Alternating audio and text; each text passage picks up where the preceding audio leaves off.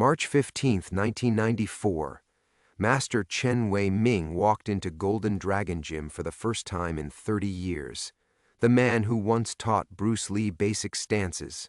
The man Hong Kong newspapers called the Broken Master. David Wong stood in the doorway, 300 pounds of muscle and rage. The student who had publicly destroyed his teacher's reputation in this very gym 3 decades earlier. "You don't belong here anymore, old man," Wong said. What happened in the next 90 seconds changed everything Hong Kong thought it knew about honor, sacrifice, and the price of protecting someone you love. Chen's response didn't just stun the crowd. It revealed a secret that had been buried for 30 years.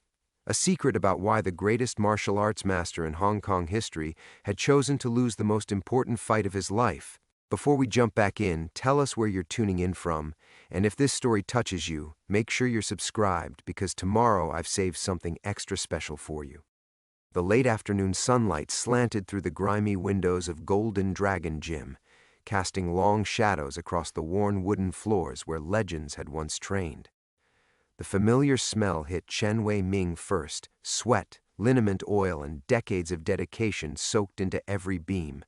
His weathered hands trembled slightly as he adjusted the strap of his canvas bag, the one containing everything he owned after 30 years of exile in San Francisco's Chinatown. At 58, Chen moved with the careful precision of a man whose body remembered greatness, even as time had stolen its edge. His black hair, now streaked with silver, was pulled back in the same simple ponytail he'd worn as Hong Kong's most celebrated Sifu. The newspapers had once called him the Tiger of Kowloon. Now they called him nothing at all. The gymnasium had changed. Where once hung photographs of Chen with his students, including a young Bruce Lee practicing horse stance, now displayed pictures of David Wong's competition victories. Trophies lined the walls, each one a testament to the empire Wong had built on the foundation of Chen's fall from grace. A group of teenagers practiced forms near the mirrors, their movements sharp but lacking the fluid precision Chen remembered from his own students. They glanced nervously between their master and the stranger who had dared enter their domain uninvited. Wong stepped forward, his massive frame filling the narrow entrance between the changing rooms and main floor. Once, he had been Chen's most promising student, quick, intelligent, hungry to learn. Now he stood like a mountain of flesh and fury, his shaved head gleaming with perspiration, traditional kung fu uniform straining against muscles built more for intimidation than art. 30 years, Wong's voice carried across the silent gym. 30 years you've been hiding in America teaching weekend warriors and suburban housewives. What makes you think you can come back here? Chen set his bag down slowly, his movements deliberate. Every eye in the gymnasium watched him. The teenagers, the older practitioners stretching in the corner, even the janitor mopping near the far wall had stopped to observe this confrontation between past and present. "I came to teach children," Chen said quietly, his voice barely above a whisper but carrying clearly in the hushed space. His Cantonese still held traces of his years abroad, softer edges on familiar words. Nothing more. Wong laughed, a harsh sound that echoed off the high ceilings. Teach? The man who threw away his honor in this very spot? The man who cowered before me like a beaten dog? The accusation hung in the air like incense smoke. Chen's jaw tightened almost imperceptibly, the only sign that the words had found their mark.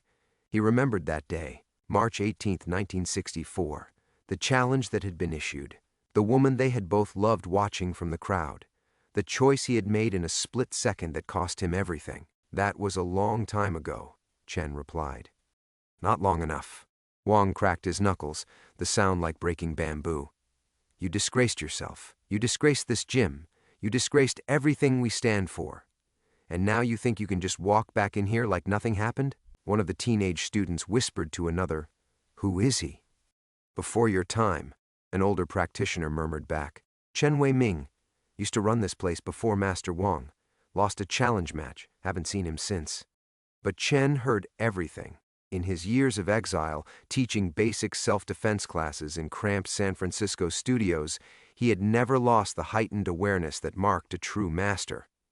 He cataloged the gym's exits, noted the positioning of every person present. felt the weight of expectation pressing down like summer humidity. His fingers found the small jade pendant hanging beneath his shirt, a gift from someone whose memory had sustained him through 3 decades of voluntary exile. The woman both men had loved, the woman whose secret had cost him everything and whom he had protected with his silence. Wang moved closer, his footsteps heavy on the wooden floor. At 300 pounds, he was nearly twice Chen's weight, muscles layered like armor beneath skin marked with the scars of countless matches. He had built his reputation on the foundation of Chen's public humiliation, becoming the most feared instructor in Hong Kong by defeating the most respected.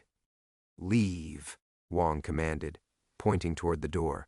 "Before I forget you were once my teacher and treat you like any other trespasser." The threat was clear. The teenagers had stopped their forms entirely now, forming a loose semicircle around the 2 men. This was the kind of moment that became legend in martial arts schools. The day the old master returned to face his usurper. Chen looked around the gym one more time, taking in the familiar corners where he had once guided students through ancient forms, where he had shared the wisdom passed down through generations of masters.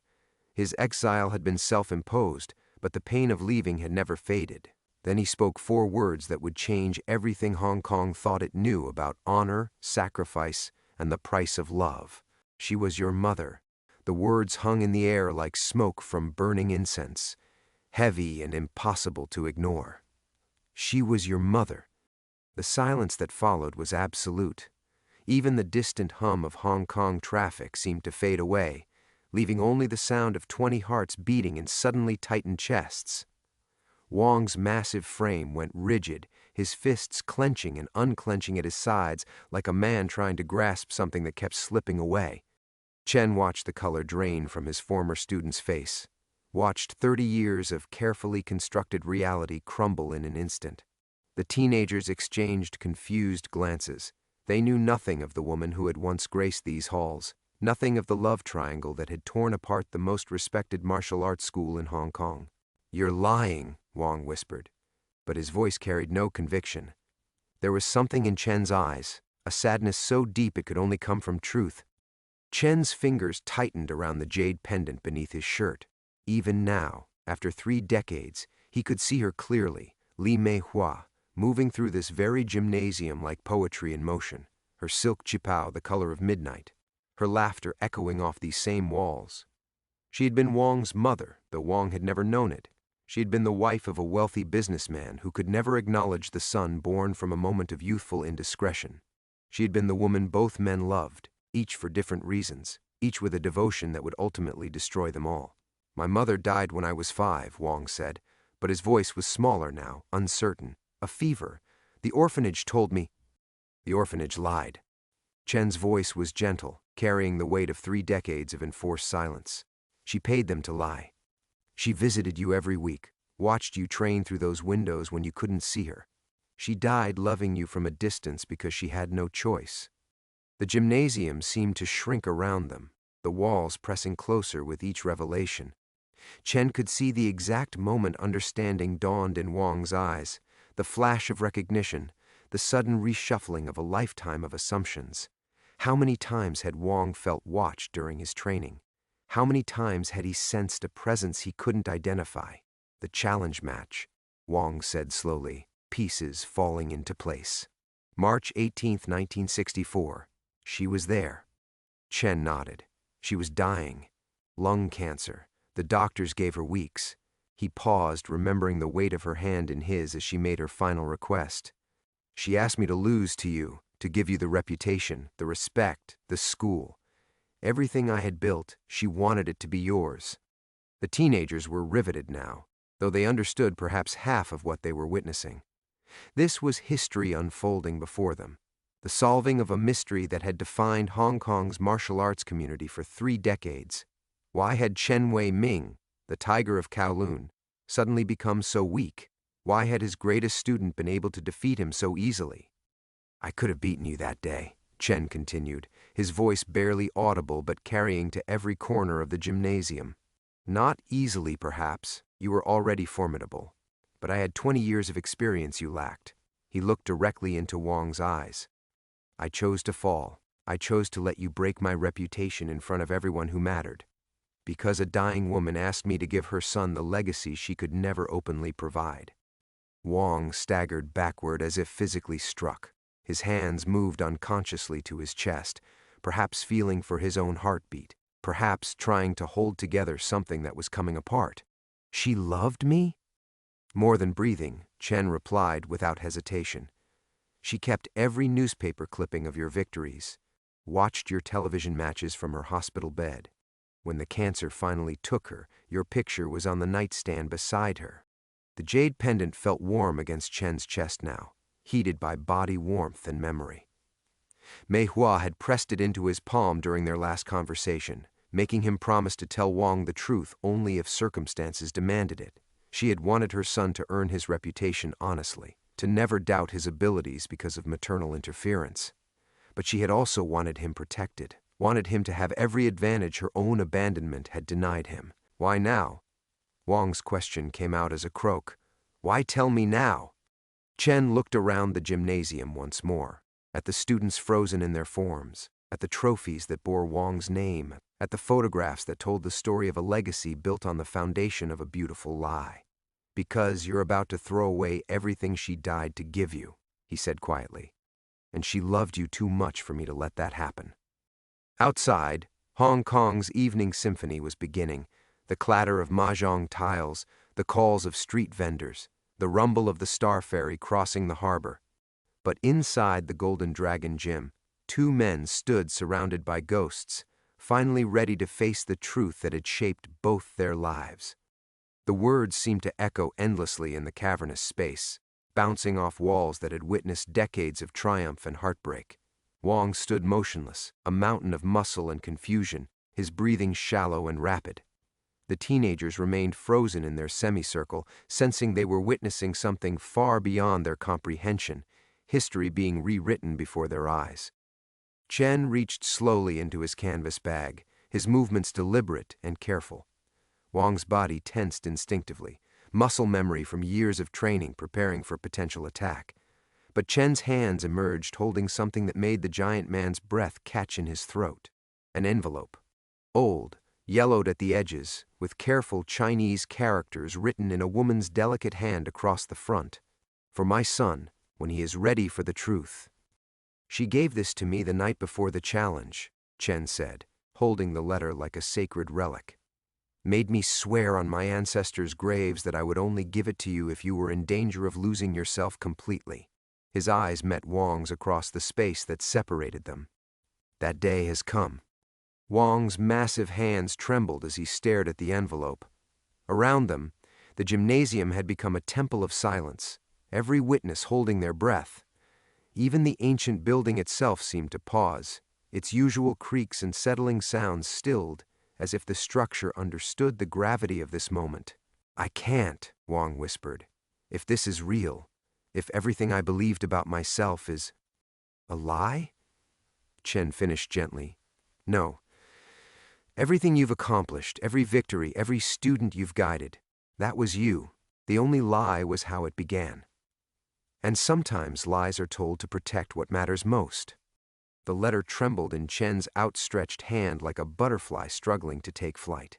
Wang took a step forward, then stopped, his face a battlefield of conflicting emotions. Fear warred with desperate hope, anger with overwhelming grief for a mother he'd never known he had.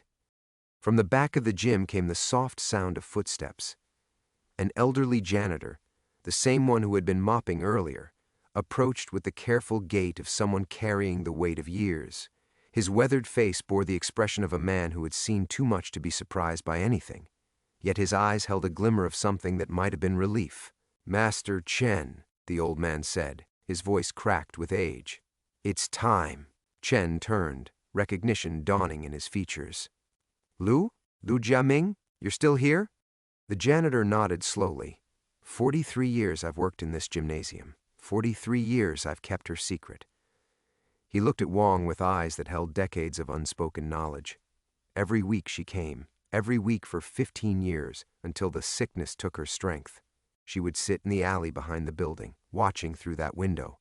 He pointed to a small, grimy window high on the western wall. She saw every one of your training sessions, boy. Every victory, every moment of growth. Wang's legs seemed to give out slightly. He caught himself against a wooden pillar, his knuckles white with the strain of holding himself upright. You knew? All this time you knew? I knew a woman who loved her son enough to break her own heart daily, Lu replied. I knew a master who sacrificed everything for love. His gaze shifted to Chen, and I knew the truth would surface eventually. It always does. The teenager who had whispered earlier found his voice again, though it came out as barely a squeak. Master Wang, are you all right?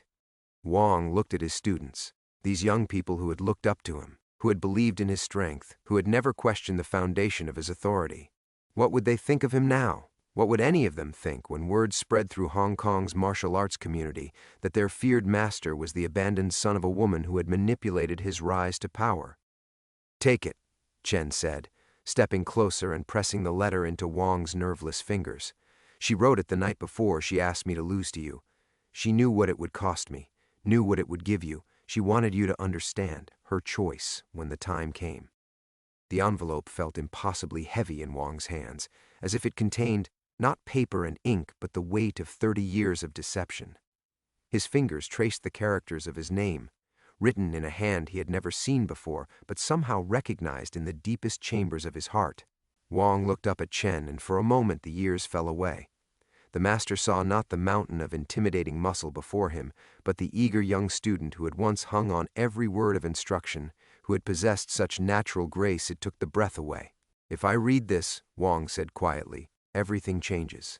Everything I thought I knew about myself, about you, about why I am who I am. Chen nodded. Everything changes, he agreed. The question is, are you brave enough to let it? Outside, Hong Kong's neon signs were beginning to flicker to life, painting the evening in electric blues and reds. But inside the Golden Dragon Gym, time seemed suspended, waiting for a son to meet his mother's words at last. The letter remained unopened in Wang's massive hands, trembling like a leaf caught in a typhoon. For 30 seconds that stretched into eternity, the only sound in the Golden Dragon Gym was the distant hum of Hong Kong's evening rush hour filtering through the grimy windows. Then Wang's fingers began to tear. No, the word escaped his lips like a prayer, desperate and broken. No, I can't, I won't. He looked up at Chen with eyes that held the wild panic of a cornered animal. You're destroying everything. Everything I built, everything I am. Chen stepped forward, his hand extended. Wang, don't! The shout exploded from Wang's chest, reverberating off the wooden walls like a gunshot. Several teenagers flinched backward, their young faces pale with confusion and fear. Don't say another word. This has to be some kind of trick, some revenge for what happened 30 years ago. But even as the words left his mouth, Wang knew they rang hollow. The certainty that had defined his entire existence was crumbling like ancient plaster, revealing cracks that had always been there but hidden from view. He thought of the strange dreams he'd had as a child, visions of a woman in dark silk watching him from shadows. He thought of the inexplicable melancholy that sometimes gripped him during moments of triumph, as if something essential was missing from his victories. Lu, the old janitor, moved closer with the careful steps of someone navigating a minefield. Master Wang, your mother... She's dead, Wang roared, wheeling on the elderly man. She died when I was 5. The sisters at the orphanage told me. They showed me the grave. They showed you a headstone with her name, Lu said gently. But the woman who lay beneath it was a stranger. Your mother paid for that deception, just as she paid for many others. His weathered hands gestured toward the high window. She couldn't claim you publicly. Her husband's family would have destroyed her, would have destroyed you both. But she found ways to be close.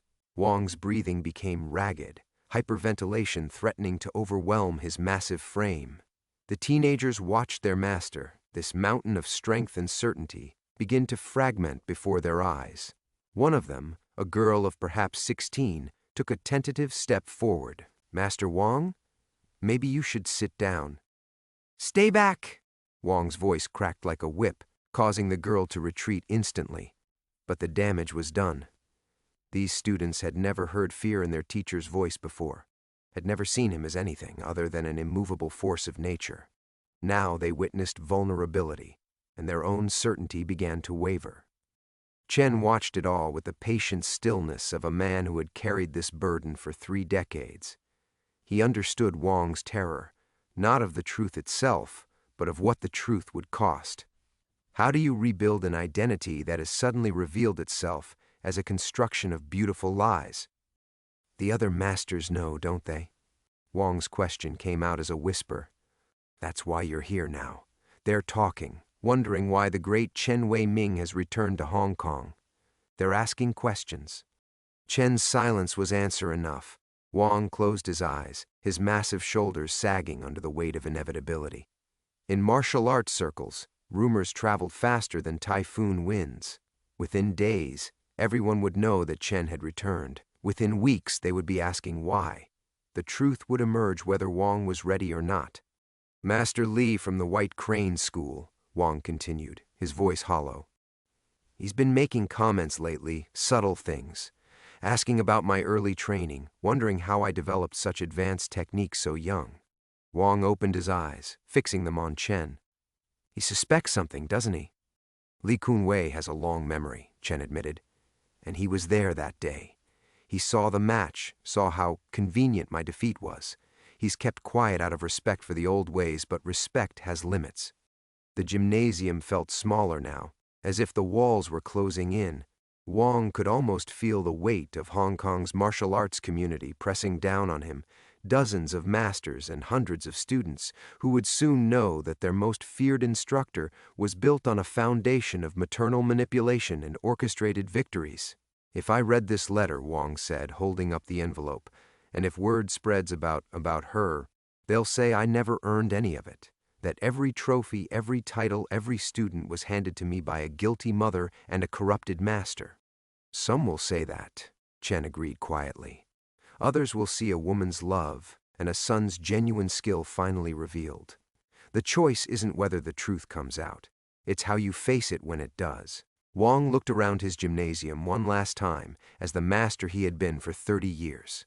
Tomorrow, everything would be different. The question was whether he would face that change as a coward or as the man his mother had believed he could become. Wang's fingers moved to the envelope's seal, then stopped. The paper felt fragile, as if it might crumble at his touch, or perhaps that was his own resolve threatening to disintegrate. Around him, the gymnasium held its breath, 20 pairs of eyes watching their master's world unmake itself. There's more, isn't there? Wang's voice carried the hollow certainty of a man stepping toward an abyss. This isn't just about her, about the letter. You wouldn't have come back just to deliver a dead woman's words. Chen's face remained impassive, but something flickered behind his eyes, a shadow of old pain, carefully buried but never truly healed. Read the letter first. Wang's grip tightened on the envelope until his knuckles went white. I can see it in your face. There's something else. Something worse than an abandoned son and a thrown match. Tell me. The silence stretched like a taut wire between them. Liu, the old janitor, shifted nervously, his mop bucket forgotten as he watched the confrontation unfold. One of the teenagers, a boy of 17 whose hero worship of Wang had defined his adolescence, began backing toward the door, suddenly desperate to escape whatever revelation was coming. Chen's hand moved unconsciously to his throat, touching something hidden beneath his collar. The jade pendant seemed to burn against his skin, as if Mei Hua's spirit was urging him toward a confession 30 years overdue. But some secrets carried consequences that rippled far beyond the original sin. The night she died, Chen said finally, his voice barely above a whisper. She wasn't alone. Wang's face went pale. What does that mean? It means, came a new voice from the gymnasium's entrance, crisp and carrying the authority of wealth, that some family secrets are best left buried. Every head turned toward the speaker, a man in his 60s, impeccably dressed in a tailored suit despite the evening heat. His silver hair was perfectly styled, his shoes polished to mirror brightness, his presence commanding immediate attention. But it was his face that made Wang's blood freeze. The same strong jaw, the same penetrating eyes, the same bearing of absolute confidence. Uncle Wang's voice cracked like a teenager's. Uncle Liang? Liang Wei Xian stepped into the gymnasium with the measured pace of a man accustomed to controlling every room he entered. Behind him came two younger men, bodyguards, their expensive suits unable to disguise the martial artist's grace beneath. This was not a social visit. Nephew, Liang said, the word carrying no warmth. I had hoped this day would never come, but when my sources informed me that Chen Wei-ming had returned to Hong Kong, he gestured dismissively at the worn gymnasium. Well, some fires require immediate attention before they spread. Chen straightened, recognizing the threat in Liang's tone. Mr. Liang, I wondered when you would show yourself. Did you? Liang's smile was sharp as a blade. How thoughtful of you to wonder. Though, I suppose a man who has spent 30 years in exile has considerable time for wondering about many things. Wang looked between the two older men, understanding flickering in his eyes like candlelight in a draught. You know each other. Oh, we know each other quite well, Liang confirmed. Master Chen and I have a long history, don't we, Chen? A history involving my late sister-in-law's unfortunate romantic entanglements. The words hit Wang like physical blows. Sister-in-law, not just any woman, family. Connected to the man who had raised him, who had given him the Liang name, who had never once mentioned that Wang might be anything more than an orphaned charity case. My mother, Wang said slowly, pieces clicking together with sickening clarity. She was married to your brother. My brother was a weak man who fell for a beautiful face, Liang replied coldly. When she became pregnant by another man, his gaze flicked to Chen. Well, family honor demanded certain accommodations. My brother agreed to claim the child as his own, and she agreed to give it up for adoption, a tidy solution to an untidy problem. The envelope slipped from Wang's nerveless fingers, drifting to the floor like a dying leaf. The teenagers pressed themselves against the walls, instinctively recognizing that they were witnessing something dangerous, something that powerful people would prefer to keep hidden. But she didn't stay away, Chen said, his voice heavy with old guilt. She couldn't. She kept coming back, kept watching him, kept interfering. Liang cut him off sharply, kept creating complications where none need exist. Until you, Master Chen, provided her with the perfect final act of maternal devotion, a rigged fight that would elevate her bastard son to prominence while conveniently destroying the one man who knew the truth of his parentage. The gymnasium felt like it was shrinking, the walls pressing inward as secrets that had been buried for 3 decades clawed their way toward the light. And Wang, standing at the center of it all, finally understood that everything, his name, his reputation, his entire existence, had been built on lies within lies, each deception spawning another until truth itself became unrecognizable. What else? Wang whispered. What else aren't you telling me? Chen's hand trembled as he reached into his jacket, withdrawing a second envelope. This one yellowed with age, its edges torn from decades of handling. Wang stared at it with the hollow expression of a man who had already absorbed too much truth for one lifetime. She wrote 2 letters, Chen said quietly. One for you, and one for me. Liang's composed mask cracked slightly, his sharp eyes fixing on the second envelope with something approaching alarm. Chen, you're playing with forces beyond your understanding. My family has worked for 30 years to what? Chen's voice carried a dangerous edge now, the restraint he'd maintained finally beginning to fray. To bury the fact that your brother's wife came to me not for love, but for protection. To hide that she begged me to throw that fight not to elevate her son, but to save his life? Wang's massive frame swayed as if struck by an invisible blow. Save my life? From what? Chen's eyes never left Liang's face as he spoke. From your uncle. From the man who discovered that his brother's heir wasn't blood, and who decided that particular problem required a permanent solution. The gymnasium's temperature seemed to plummet.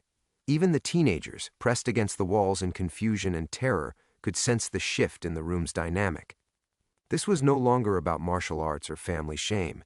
This was about something far more deadly. You have no proof of such ridiculous accusations, Liang said, but his voice had lost its earlier confidence. His bodyguards shifted position slightly, their hands moving closer to concealed weapons. "Don't I?" Chen opened the second letter with infinite care, his weathered fingers handling it like a sacred text. She wrote everything down, every threat you made, every time you cornered her in dark alleys, promising that accidents could happen to strong young boys who practiced martial arts. Every warning about how dangerous Hong Kong could be for children who didn't know their proper place. Wong's breathing became labored, his massive chest heaving as understanding crashed over him like a tsunami. The arranged defeat, his mother's disappearance from his life, the sudden appearance of his uncle with offers of education and support. None of it had been coincidence. "She made a deal with you, didn't she?" Wong's voice was barely recognizable, rough with emotion and dawning horror. Her silence about what? What did she know that made you want me dead? Liang's composure cracked further. "You're speaking nonsense. Your mother was an unstable woman who—" "My mother was Li Kunwei's daughter," Chen interrupted, his voice cutting through Liang's denial like a sword through silk. "The missing heiress to the Lai family fortune. The woman who disappeared 28 years ago when she discovered that her husband, your brother, was embezzling from both families to fund his gambling debts." The revelation hit Wong like a physical blow. Li Kunwei, the white crane master who had been asking questions, who had been watching Wong with such knowing eyes. Not suspicion about rigged matches, but recognition. The recognition of a grandfather who had spent decades searching for his lost daughter. "She found the evidence," Chen continued, pulling a small key from the envelope. "Bank records, forged documents, transaction logs, everything needed to destroy not just your brother, but you as well. Because you were his partner in it all, weren't you, Liang? The respectable businessman and his weak brother, systematically draining the Lai family wealth." Liang's face had gone ashen. His bodyguards moved closer, but Chen continued relentlessly. "So you had your brother killed, made it look like suicide, a gambling addict overcome by shame. But Mei Hua escaped with the evidence and the child. My child."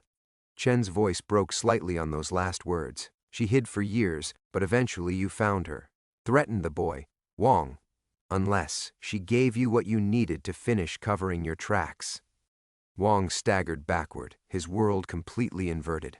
His uncle, the man who had raised him, educated him, given him everything, had been his would-be murderer.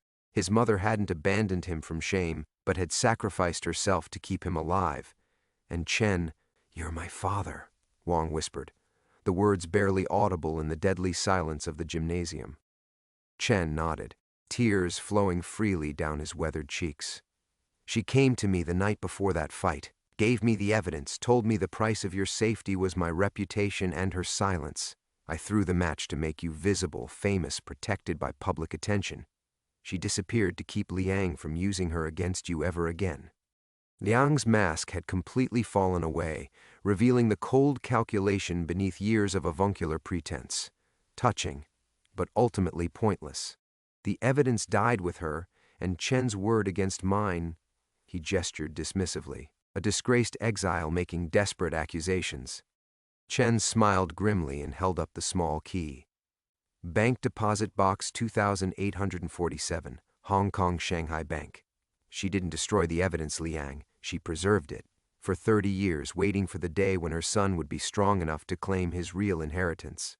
The sound that escaped Liang's throat was more growl than human speech, and his hand moved toward his jacket. But before he could draw whatever weapon he carried, Wong's voice cut through the tension like thunder. "Uncle," Wong said, the word dripping with newfound understanding and cold fury. "I think we need to have a very long conversation about the past." The plot twist was complete, but the reckoning had only just begun. The gymnasium air crackled with electric tension as Wong stepped forward, his massive frame casting a shadow over the man who had shaped his entire existence through carefully constructed lies. Liang's bodyguards tensed, hands hovering near concealed weapons, but Wong's attention was laser-focused on his so-called uncle. 30 years, Wong said, his voice carrying a deadly calm that made even Chen step back. 30 years of gratitude, of believing I owed you everything. His hands clenched into fists that could shatter concrete. "Tell me about my mother's final days." Liang's composure wavered as he faced the mountain of muscle and fury he had helped create. "David, you must understand."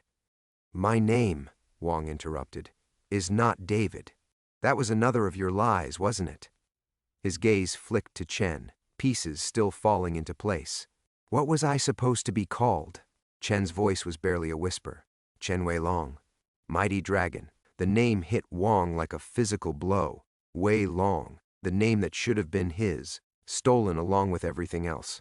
The teenagers pressed against the walls watched their unshakable master discover that even his identity had been manufactured by the man who now cowered before his rage. "The car accident," Wang continued, circling Liang like a predator. "When I was 8, you said she died in a car accident, showed me newspaper clippings." Understanding dawned in his eyes. But there was no accident, was there? Liang's silence spoke volumes. Liu, the old janitor, made a small sound of distress, his weathered hands gripping his mop handle like a lifeline. "She came to you one last time," Chen said, his own voice growing stronger as the truth finally emerged. "After the fight, after I'd thrown my reputation away to keep you safe, she tried to make one final deal. She thought," his voice cracked, "she thought if she gave him everything, if she handed over all the evidence and agreed to disappear completely, he would let you live in peace." Wang's breathing had become audible, each exhale a controlled release of volcanic fury. "But that wasn't enough for you, was it, Uncle? Because as long as she was alive, she remained a threat." "You don't understand the pressures," Liang began, but Wang's roar cut him off. "Tell me." The sound reverberated off the gymnasium walls like thunder, causing dust to drift down from the rafters. Several of the teenagers jumped, and one of the bodyguards actually reached for his weapon before thinking better of it. Liang's mask finally shattered completely. "She was going to expose everything. Said she'd found copies of documents I thought were destroyed. Your grandfather, Li Kun-wei, was getting suspicious, asking questions about his missing daughter. The Li family fortune, hundreds of millions, was at stake. The admission hung in the air like poison gas." Wang's face went through a spectrum of emotions: disbelief, horror, and finally a cold rage that made the air itself seem to freeze. "So you killed her. It wasn't a question. It was supposed to look like suicide," Liang said, desperation finally breaking through his controlled facade. A desperate woman, overcome by shame at abandoning her child. The police barely investigated. "And you were safe, protected, given every advantage. Built on her blood." Wang's voice dropped to a whisper more terrifying than any shout. "Everything I achieved, every victory, every student who looked up to me, all of it paid for with my mother's murder." The realization was destroying him from the inside out. Chen could see it, the way Wang's shoulders sagged, the way his hands began to shake. This wasn't just about learning the truth. It was about understanding that his entire existence had been an elaborate monument to his mother's sacrifice and his uncle's greed. One of the teenage students, a girl named Amy who had trained under Wang for 3 years, finally found her voice. "Master Wang, what he did, that doesn't change who you are. That doesn't change what you've taught us." But Wang wasn't listening. His gaze had fixed on the small key in Chen's hand. The key to evidence that could destroy Liang, could provide justice for his mother, could unravel 30 years of carefully constructed lies. All he had to do was claim it. "The bank closes in 4 hours," Liang said, following Wang's stare. His voice carried desperate calculation. "And the safety deposit box requires 2 keys.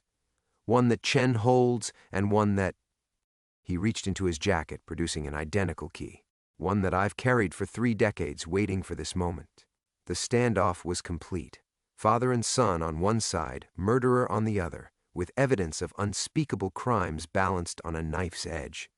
In 4 hours, the truth would either see daylight or be buried forever. Wang's choice would determine not just justice for his mother, but the fate of everyone in that room.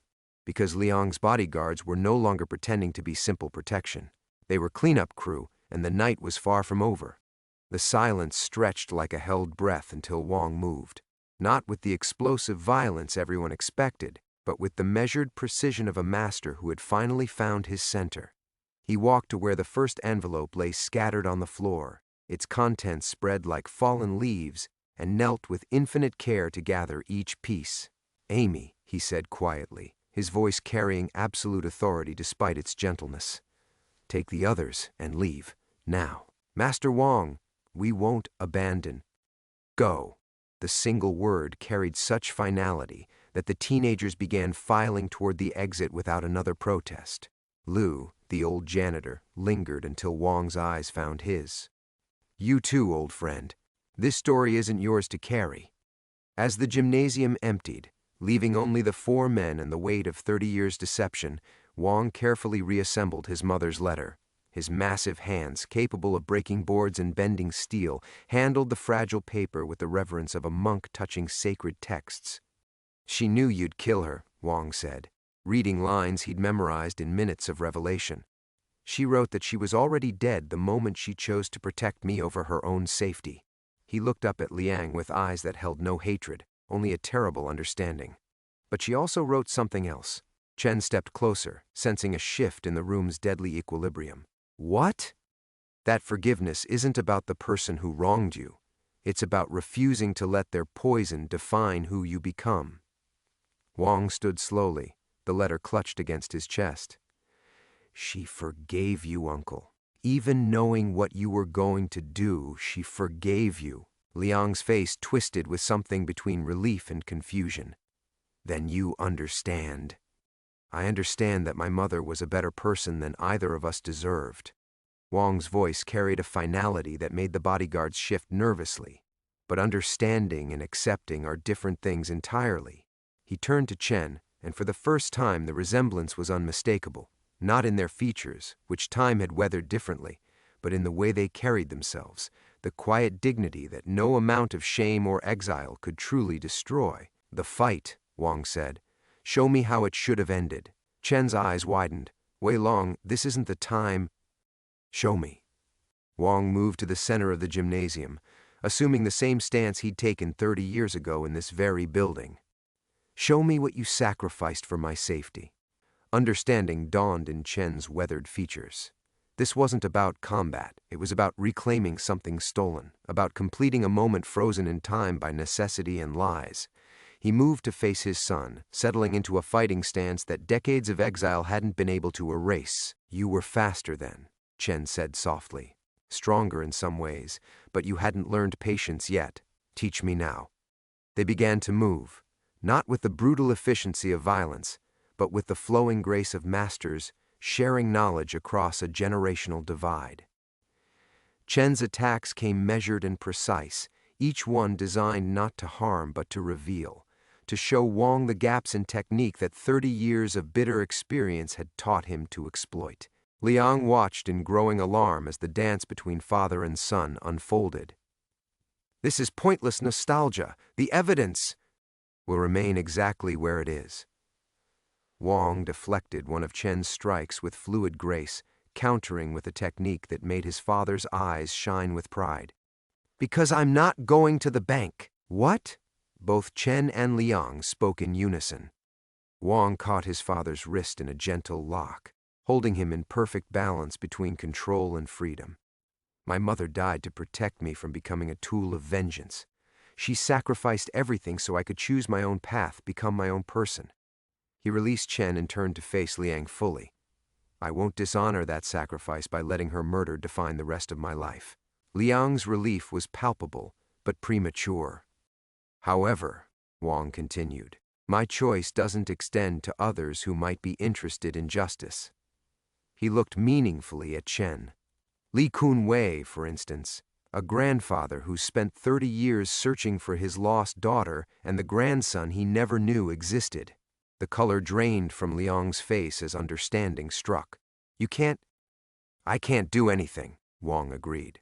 "But Master Chen is free to make his own choices about what to do with his key." He smiled, and there was something terrifying in its serenity. Just as Li Kun Wei will be free to make his own choices when he learns that his family's wealth was stolen, his daughter murdered, and his grandson's existence hidden from him for 3 decades. Chen nodded slowly, understanding the elegant justice of it. Not vengeance driven by rage, but consequences flowing naturally from truth finally revealed. Liang's composure shattered completely as he gestured frantically to his bodyguards. But Wang was already moving, his choice made, his path clear. The boy who had grown up grateful for scraps was gone, replaced by a man who finally understood his true inheritance. Not wealth or status, but the unbreakable strength of a mother's love and the quiet dignity of choosing forgiveness without abandoning justice. The climax wasn't an explosion, it was an awakening. The bodyguards never had a chance to draw their weapons. Wang moved with a grace that defied his massive frame, flowing between them like water around stones. Not to harm.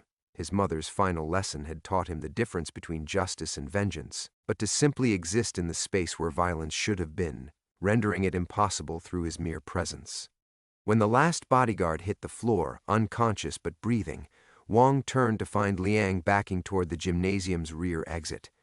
The man who had orchestrated 30 years of deception moved with the desperate urgency of someone finally understanding that consequences were no longer theoretical.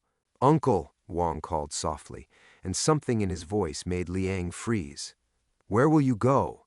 The question hung in the air like a death knell. They both knew the answer. Li Kunwei's resources were vast, his connections extensive. There would be no corner of the world dark enough to hide in once the truth emerged. Chen watched this final exchange with eyes that held 30 years of hard-won wisdom. "Some prisons," he said quietly, "are built from the choices we make. Others are simply the places where those choices finally catch up to us." Liang's face cycled through a dozen emotions before settling on something that might have been peace, or might have been exhaustion. "She really forgave me?" Wang nodded, still holding his mother's letter. "She wrote that hatred was a poison she refused to drink, even knowing what it might cost her. And you?" The question carried the weight of everything.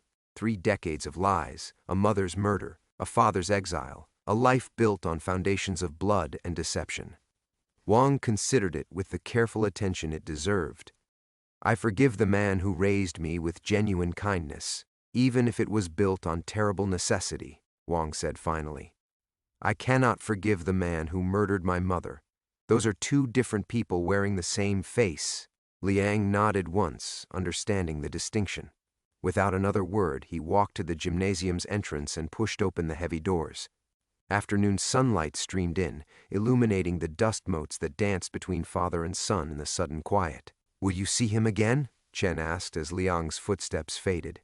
"I don't think either of us wants that conversation." They stood together in the space where everything had unraveled, surrounded by the scattered evidence of lives interrupted by truth. Chen began gathering the letters, handling each page with the reverence it deserved, while Wang stared at the key in his palm. Such a small thing to hold such enormous consequences.